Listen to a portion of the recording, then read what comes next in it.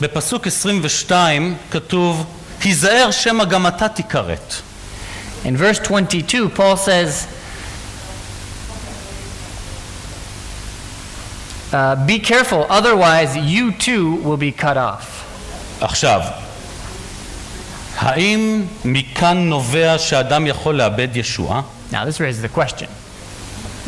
Is Paul trying to say that you can lose your salvation? חס וחלילה. By no means.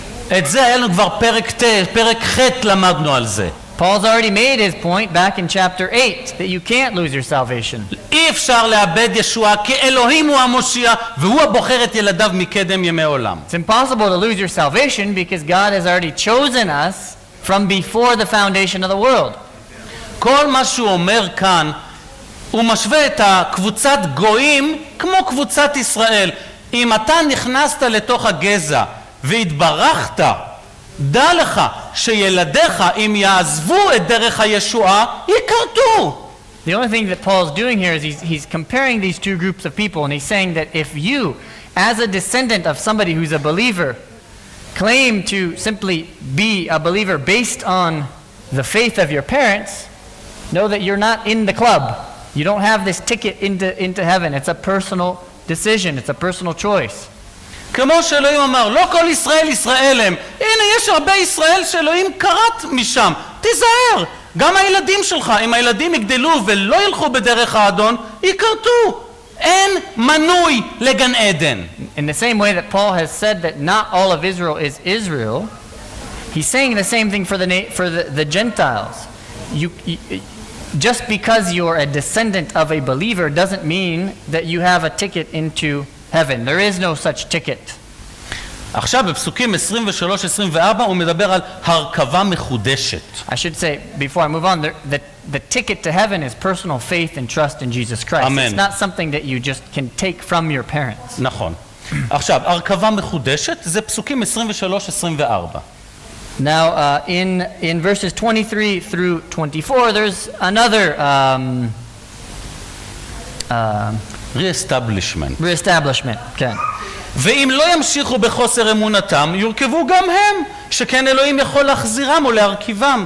הרי אם אתה נחרט מעץ זית בר מטבעו, ובניגוד לטבע הורכבת על עץ זית טוב, כל שכן אלה המקוריים יורכבו על עץ הזית שלהם. Okay, verses 23 and 24. Even if they do not continue in their unbelief, will be grafted in. For God has the power to graft them in again. For if you were cut off from that which by nature was a wild olive tree, and grafted, contrary to nature, into a cultivated tree, how much more will these, the natural branches, be grafted back into their own olive tree? מה רוצה לומר שאול? So what does Paul want to say here? אלוהים לא גמר את העבודה עם עם ישראל, מה אתה קופץ מהר ושם עליהם קבר? אלוהים לא גמר את העבודה, יש עוד הרבה מה לעשות שם, יש עוד ענפים שצריך להחזיר לעץ. The only thing that Paul is saying is God hasn't finished his work with the nation of Israel. There's many more branches that have to be grafted back into this olive branch. He's not done yet. אדרבה, יותר קל להרכיב אותם מחדש מלהביא אותך לגזע. Even more so, it's easier to regraft an original branch back into a tree than it is to take a foreign branch and graft it into an olive tree. אתן לך דוגמה. Let me give you an example. הוציאו לי כליה, שמו בצד ואחר כך החזירו אותה. אם הניתוח היה תקין, אני לא צריך לקחת תרופות. If they take out my kidney and I lost track. אם לקחתי אורגני, חלק אורגני, כליה, שמו אותה על השולחן, אחר כך לא צריך להחזיר אותה בחדש. So if they take out my kidney, put it on the side, and then I take some sort of medicine and said, okay, we can put your kidney back into you now. אחרי שהרכיבו לי את הכליה המקורית שלי, אני לא צריך לקחת תרופות נגד דחייה. אבל אם אני אקח ממך כליה, עד היום שאני מת, אני צריך לקחת כל יום תרופה נגד דחייה. If they put my original kidney back into my body, I don't have to take any sort of medicine or drugs again to prevent my body from rejecting the kidney. It belongs to me in the first place. On the other hand, if I get a kidney from one of you, until the day I die, I have to take medicine so that my body doesn't reject your kidney. האם יש פה מישהו יש בגופו חלק של מישהו אחר? Now, does somebody here have in their body a particular organ or something that belonged originally to another person? תמיד חשבתי שהראש שלך לא שייך לגוף, זה באמת שלך? זה לא... My head does belong to me originally. האם יש פה מישהו שקיבל כליה, קיבל לב, קיבל ריאה? Did anybody get some sort of a kidney, a lung, or something that איזה originally wasn't יופי! yours? 300 איש כולם בריאים, אלוהים תודה לך. It's nice. 300 people that are healthy. Thank the Lord. מה שרציתי לומר, שאם אדם שעבר דבר כזה, יודע שכל יום צריך תרופה כדי לדכא את המרידה של הגוף נגד החלק. What I wanted to say though was that if somebody does get a kidney or a lung or a different organ, until the day he dies, he has to take medicine to prevent his body from rejecting that organ. אז אלוהים בא ואומר, אתה הכנסתי אותך נגד כל היגיון, נגד כל נוסחה של הטבע לתוך העץ. אל תצחק עליהם, אותם הרבה יותר פשוט להחזיר. So Paul is saying that if God, against all logic, takes a wild olive branch and grafts it onto a healthy olive tree, don't think that somehow you're better than these other branches that have been cut off. הוא רוצה בזה לרמוז לפסוקים הבאים, כל ישראל יבשה. And what he wants to do actually is לרמוז. כלום. To make a clue about, or to foreshadow what he's about to say in the next verses, that all of Israel will be saved. אתם הגויים מסתכלים על ישראל ואומרים, אוי, מסכנים, מתו. אלוהים, מה אתה מדבר? חיים! כי אלוהים רואה את הסוף, אתה רואה את העכשיו. אלוהים רואה את התוכנית שלו בפועל, חיה וקיימת. So you right now are looking at the nation of Israel and you say, wow, this poor nation of Israel, they're dead, they're not saved, they're on their way to hell. But God says, wait a minute, I see the full picture. And I'm not done with this nation. There is a future hope for the people of Israel. כל המסר הזה של שאול הוא בא לומר לאותם גויים, רבותיי, אלוהים לא נטש את ישראל, ישראל עוד עתיד להיוושע ולהוציא לפועל את ההבטחות של אלוהים. So Paul's point here is simply to say that God is not done with the nation of Israel. He has more work to do, and there is going to come a time when all of Israel will be saved. אוקיי, עכשיו נלמד הפסוקים 25 עד 27 ושם נסיים, כי הכותרת היא כל ישראל יבשה. So we'll look at verses 25, 26, and 27 because the title of our message today is actually all of Israel will be saved. הן אחי, אינני רוצה שיעלה מכם הסוד הזה, פן תהיו חכמים בעיניכם.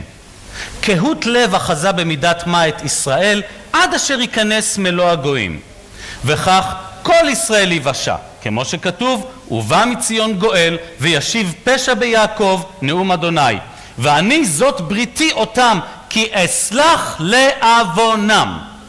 So verses 25 through 27. Lest you be wise in your own sight, I want you to understand this mystery, brothers. A partial hardening has come upon Israel until the fullness of the Gentiles has come in. And in this way all Israel will be saved, as it is written, the deliverer will come from Zion, he will banish ungodliness from Jacob, and this will be my covenant with them when I take away their sins. חבר'ה, תקשיבו. אלוהים נתן לישראל עונש חלקי. Now God has given to the nation of Israel a partial punishment. הוא אומר, קהות לב אחזה במידת מה. זה לא עיוורון טוטלי, רבותיי, אחרת לא הייתי עומד פה לפניכם. He says a partial hardening has come upon the nation of Israel. It's not something that is complete. והעונש הזה של עיוורון חלקי יישאר עד אשר ייכנס מלוא הגויים. And this punishment of partial hardening continues until the fullness of the Gentiles has come in. ואז כל ישראל יבשה. And then all of Israel will be saved. אם הפסוק הזה היה הפסוק היחידי בתנ"ך, אין שום פסוק אחר מדבר על הנושא הזה, היינו טוחנים חצץ. זאת אומרת, מאוד קשה. Now, if this were the only verse in the Bible which said that, then it would be really hard for us to accept. It'd be like chewing on gravel.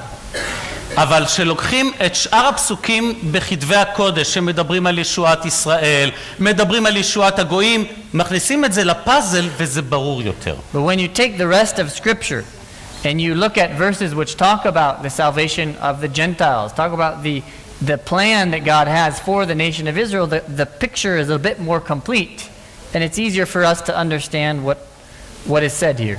אלוהים כבר אמר לישעיה בפרק 6, השמן לב העם הזה. אלוהים כבר אמר מראש שזה מה שעתיד להיות.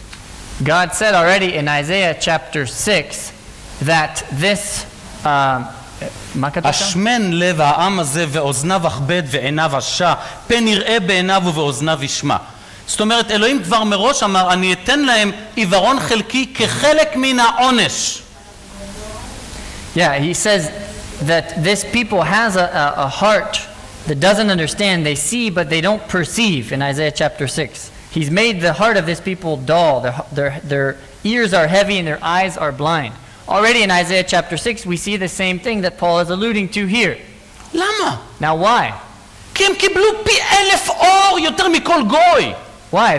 Because they received much more light, 1,000 times more light than all of the Gentiles had received. חבר'ה, בזמן שעם ישראל עמד מול אלוהים, ראה אותו בהר סיני, ואלוהים דיבר אליהם, האבות שלכם היו משחקים על העצים. Now when the people of Israel were standing before God on Mount Sinai, seeing him, receiving his instruction for mankind, the Gentiles were worshiping foreign gods on every hill and on every mountain. They had no connection at all to the true God. איזה מותק הוא. ברצינות, אלוהים הלך איתכם 40 שנה במדבר. And the people of Israel walked for 40 years after the Lord in the desert. הוא הפיל לכם את חומות יריחו. They saw God knock down the walls of Jericho. האכיל אתכם יום יום. They saw God provide food for them day by day. הרוח שלו, השכינה שלו הייתה בבית המקדש. God actually dwelt amongst his people in the temple. איזה עם גוי זכה לדבר כזה לראות? Now which Gentile nation was so lucky as to have God living in their midst? אז כגודל האור, כך גודל האחריות, כך גודל העונש. Now the principle is the more that has been given to you, the more that is required from you. אז לכן אלוהים אומר, השמן לב העם הזה, עכשיו יהיה לכם עיוורון חלקי. And that's why God says that for now, because of your rejection, and because of everything that has been given to you, and in spite of that you reject God, a partial hardening has come upon you. ותשימו לב, המכה על ישראל יצאה הברכה שלכם. Now pay attention, the punishment of God upon the nation of Israel brought grace and mercy to the Gentiles. ומה אלוהים אומר לכם? And what does God say to the Gentiles? תתפעלו עבורם. He says, pray for the Jews. זה אחיך הבכור. Pray for him because he is your older brother. זה אחיך הבכור. It's your older brother. הוא הבן העובד שצריך לחזור. He's the prodigal son that has to come back. אתה לא גונב לו את החדר ומוציא את השם שלו משם. You don't steal his room and take his tooth from there. לא, מוציא את השם שלו, שם. His name. לא הבנתי. You don't take his room and take his name out of there. זה אחיך הבכור, הוא צריך לחזור. It's your older brother. He has to come back. התפלל עבורו. So pray for him. חכה לו יום יום. Wait for him day by day. עד ייכנס מלוא הגויים. Until the fullness of the Gentiles comes in. ומה הכוונה להיכנס? הכוונה למלכות המשיח. להיכנס, ייכנס זה למלכות המשיח. And what does Paul mean when he says until the fullness of the Gentiles has come in? The idea is that it's entering into the kingdom of the Messiah. ישוע השתמש באותו אוצר מילים ייכנס במשלים שלו, במתי פרק ה', מרקוס פרק ט'. Now Jesus uses the same language coming in Matthew chapter 5, Mark chapter 9. אז זה מה שהוא אומר, עד מתי יישאר העיוורון הרוחני? עד שאני אכניס למלכותי או יקים לישועה את כל הגויים שרציתי שיכנסו למלכות המשיח. And so what Paul is saying is that this partial hardening has come upon the nation of Israel until I've brought in all of the Gentiles that I have appointed into my kingdom. And then all of Israel will be saved. לקבלת ספרון מידע ללא תשלום,